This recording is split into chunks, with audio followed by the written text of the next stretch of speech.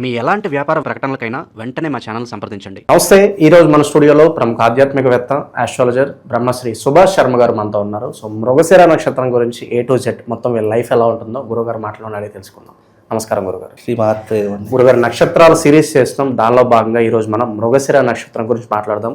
ఏంటి వీళ్ళ పరిస్థితి, నక్షత్రం యొక్క స్పెషాలిటీ ఏంటి, సహజసిద్ధ లక్షణాలు ఏ విధంగా ఉంటాయి, ఓవరాల్గా పుట్టిన దగ్గర నుంచి మరణించే వరకు వీళ్ళ జీవితం ఏ విధంగా ఉంటుంది తప్పకుండా తెలియజేస్తాను. ముందుగా ప్రేక్షకులందరికీ శ్రీమాత్రే నమః, శ్రీ గురుభ్యో నమః. నమో దేవ్యై మహాదేవ్యై శివాయై సతతం నమః. నమ ప్రకృత్యై భద్రాయై నిహతాం ప్రణతాస్మిత. మృగశిరా నక్షత్రం. మృగశిరా నక్షత్ర స్వభావులు చాలా మృదు స్వభావులు అని చెప్పుకోవచ్చు. అంటే సున్నితమైనటువంటి మనస్తత్వం కలిగినటువంటి వారు అని చెప్పుకోవచ్చు. అలాగే వీళ్ళు వాళ్ళ పని వాళ్ళు చేసుకుంటూ వెళ్ళిపోవడం వీళ్ళ యొక్క స్వభావం. వీళ్ళ జోలికి ఎవరు వచ్చారు, వీళ్ళు ఎక్కువగా నలుగురితో ఉండడము, నలుగురితో తిరగడము అనేటటువంటిది చాలా తక్కువ. వీళ్ళకి ఎవరైతే కనెక్ట్ అయ్యారో వాళ్ళతో మాత్రమే ఎక్కువ సాన్నిహిత్యం చేస్తారు తప్ప కనెక్ట్ కావాలి అనుకునేటటువంటి వాళ్ళతో వీళ్ళు ఎక్కువగా కనెక్ట్ కాలేరు. అలాగే వీళ్ళ బిహేవియర్ కూడా ఎలా ఉంటుంది అంటే తమ పని తాము చేసుకోవడము, తమ ఊహల్లో తమ ప్రపంచంలో బ్రతికేటటువంటి అవకాశాలు ఉండేటటువంటి వాళ్ళు మృగశిరా నక్షత్ర జాతకులు. ఇంట్రోవర్ట్స్ ఎక్కువ మంది ఉంటారు. ఇంట్రోవర్ట్స్ ఎక్కువగా మంది ఉంటారు. కాబట్టి వీళ్ళ యొక్క స్వభావం అనేటటువంటి చాలా డిఫరెంట్ ఆఫ్ వేలో ఉంటుంటారు. అంటే ఈ కాలంలో ఇలాంటి వాళ్ళు కూడా ఉన్నారా అనేటటువంటి ఆలోచన కలిగించేటటువంటి వాళ్ళు మృగశిరా నక్షత్ర జాతకులు ఒకరు అని చెప్పుకోవచ్చు. అలాగే మృగశిరా నక్షత్ర జాతకులకు పాము వరగవుతూ ఉంటుంది. అంటే వీళ్ళ జోలికి ఎవరూ రాకూడదు. ఒకవేళ వీళ్ళ మీద ఎవరైనా ఈర్ష, అసూయ, ద్వేషం పెంచుకున్నారనుకోండి, వీళ్ళు పగబట్టేస్తూ ఉంటారు. ఇక ఆ పల ఎలా ఉంటుందంటే పాములాగా ఉంటుంది. ఎప్పుడు కాటేస్తారో తెలియదు, ఎప్పుడు కిందికి పడేస్తారో తెలియదు. అంటే ఎదుటి వారికే నష్టం వీళ్ళతో పెట్టుకోవడం. కాబట్టి మృగశిరా నక్షత్ర జాతకులతో చాలా జాగ్రత్తగా ఉంటూ ఉండాలి. అలాగే ఈ మృగశిరా నక్షత్రంలో పుట్టినటువంటి జాతకులకు మొదటి 2 పాదాలు వృషభ రాశి అయి ఉంటాయి, మిగతా 2 పాదాలు మిథున రాశి అయి ఉంటాయి. అంటే వేవో కాకి ఈ అనేటటువంటి అక్షరాల్లో మొదటి 2 పాదాలు వృషభ రాశి, మిగతా 2 పాదాలు మిథున రాశిలోకి రావడం జరుగుతుంది. అయితే వీళ్ళకు అధిపతి రాష్ట్రాధిపతి మొదటి 2 పాదాలకు వృషభ రాశికి నక్షత్రాధిపతి శుక్రుడు, అండ్ మిగతా 2 ఈ యొక్క 2 రాశుల వారికి మిథున రాశి వారికి బుధుడు నక్షత్రాధిపతిగా ఉంటాడు. కాబట్టి వీళ్ళకు లగ్జరీ లైఫ్స్ చాలా ఇష్టమవుతూ ఉంటాయి. వీళ్ళు చాలా తెలివిగా బ్రతికేటటువంటి ఆలోచనలు వీళ్ళ జీవితంలో చాలా ఎక్కువగా ఉంటూ ఉంటాయి. అలాగే వీళ్ళకి ఏంటి అంటే కనుక డబ్బు సంపాదించాలి, 10 మందిలో గౌరవంగా ఉండాలి, చాలా డిగ్నిటీగా ఉండాలి, ఒక గొప్ప ఆఫీసర్ కావాలి, లేదా గొప్ప పలుకుబడి ఉన్నటువంటి వ్యక్తిగా మారాలి అనేటటువంటి తరహాలలో ఈ యొక్క మృగశిరా నక్షత్ర జాతకులు ఉంటూ ఉంటారు. కాబట్టి మృగశిరా నక్షత్ర జాతకుల్లో చాలా శక్తి సామర్థ్యాలు ఉంటాయి. వీళ్ళు ఏదైనా పట్టుబడితే వాటిని సాధించేంత వరకు వదిలిపెట్టరు. ఆఫ్టర్ వీళ్ళకి ఏంటి అంటే 18 సంవత్సరాల తర్వాత జీవితంలో స్థిరపడేటటువంటి సూచనలు కనిపిస్తూ ఉంటాయి. అలాగే వీళ్ళు చిన్ననాటి నుండి ఎన్నో కష్టాలు, ఒడిదుడుకులు ఎదుర్కొంటూ ఉంటారు. చిన్ననాటి నుండి వీళ్ళకు అనేక రకములైనటువంటి ఇబ్బందులతో జీవితాన్ని నెట్టుకొచ్చేటటువంటి ప్రయత్నం చేస్తారు. 18 సంవత్సరాల తర్వాత స్థిరపడేటటువంటి అవకాశాలు ఏర్పడతాయి. 25, 26 వచ్చేంత వరకు వీళ్ళకు వివాహం అనేటటువంటి తొందరగా జరుగుతూ ఉంటుంది.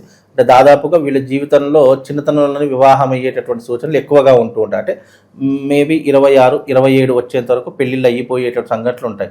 ఒకవేళ అలా కాకపోతే దాదాపుగా 32, 33 సంవత్సరాల వరకు వివాహం కాదు. వీళ్ళకి ఎర్లీ మ్యారేజ్ అని మరి కెరీర్కి ఏం అడ్డు కాదంటారా? కెరియర్కి ఏం అడ్డు కాదు, ఎందుకంటే వీళ్ళు 18 సంవత్సరాల తర్వాతనే స్థిరపడతారు కాబట్టి కెరియర్కి ఏమీ అడ్డుగా ఉండదు. అప్పటి వరకు కెరియర్ని వీళ్ళు ఒక ప్రణాళిక ప్రకారం వేసుకొని ముందుకు వెళ్తూ ఉంటారు. 27 సంవత్సరాలంత వరకు, ఎందుకంటే వీళ్ళకు వృషభ రాశి, మిథున రాశి నక్షత్రం ఒకటే, కానీ రాశులు భేదంగా ఉన్నాయి. అలాగే నక్షత్రాధిపతులు కూడా వేరేగా ఉన్నాయి. కాబట్టి వీళ్ళకి ఏంటంటే 2 చాయిస్లు ఉంటాయి. అయితే 27, 28 వరకు వివాహం అయిపోతుంది. 27, 28 కాలేదనుకోండి, మళ్ళీ 32 సంవత్సరాల వరకు వివాహం జరగదు. అలాగే వీళ్ళకి జీవితంలో స్టెబిలిటీ అనేటటువంటిది మోస్ట్ ఇంపార్టెంట్. కాబట్టి జీవితంలో స్థిరత్వంని ఏర్పరచుకోండి. ఒక మాట మీద నిలకడగా ఉండేటువంటి ప్రయత్నం చేసుకుంటే వీళ్ళ జీవితం చాలా అద్భుతంగా ఉంటూ ఉంటుంది. లగ్జరీ లైఫ్ని అనుభవించాలి, లగ్జరీగా ఉండాలి అనేటటువంటి ఆలోచన అంటే మైండ్ సెట్ అలా ఉంటూ ఉంటుంది. జీవితంలో ఎక్కువగా ప్రేమ పెళ్లిళ్ళు ఎక్కువగా జరిగేటటువంటి నక్షత్రాలలో ఈ మృగశిర నక్షత్ర జాతకులు ఒకరు అని చెప్పుకోవచ్చు. అంటే వీళ్ళు ఇష్టపడి పెళ్లి చేసుకోవడము లేదా పెద్దల్ని ఒప్పించి పెళ్లి చేసుకునేటటువంటి ప్రయత్నాలు ఎక్కువగా వీళ్ళ జీవితంలో జరుగుతూ ఉంటాయి. ఇప్పటికీ కూడా వీళ్ళ యొక్క ఇష్టపడేటటువంటి దాన్ని దేనైనా దక్కించుకోవాలి అనేటటువంటి ఆశతో మృగశిర నక్షత్ర జాతకులు ఉంటారు. కాస్త మొండితనం తగ్గించుకోవాలి, కోపం, ఈర్ష్య, ద్వేషం తగ్గించుకోవాలి. అలాగే వీళ్ళకి ఏంటి అంటే గనక వీలైనంత ఖర్చులు తగ్గించుకునే ప్రయత్నం చేయాలి. ఎందుకంటే డబ్బులు విచ్చలవిడిగా ఖర్చు చేసేటటువంటి వాటిలో మృగశిర నక్షత్ర జాతకులు ఒకరు అని చెప్పుకోవచ్చండి. ఇక ఓవరాల్గా పెట్టుబడుల విషయంలో అంటే ఏ ప్రొఫెషన్స్ ఎంచుకుంటే ఉన్నతంగా స్థిరపడే అవకాశాలు ఉంటాయి అంటారు? ముఖ్యంగా మృగశిర నక్షత్ర జాతకులు ఏదైనా పెట్టుబడులు పెట్టాలన్నా లేదు దేంట్లోనే స్థిరపడాలి అని అనుకున్నా కానీ వీళ్ళకు హోటల్ మేనేజ్మెంటు, అలాగే cloth centres, cloth business, cosmetic business వీళ్ళకి చాలా కలిసి వస్తూ ఉంటాయి. అలాగే వీళ్ళు ఏదైనా పెట్టుబడులు పెట్టాలి అని అంటే కనుక గోల్డ్ ఇన్వెస్ట్మెంట్ పెట్టవచ్చు, అలాగే రియల్ ఎస్టేట్ ఇన్వెస్ట్మెంట్ పెట్టవచ్చు.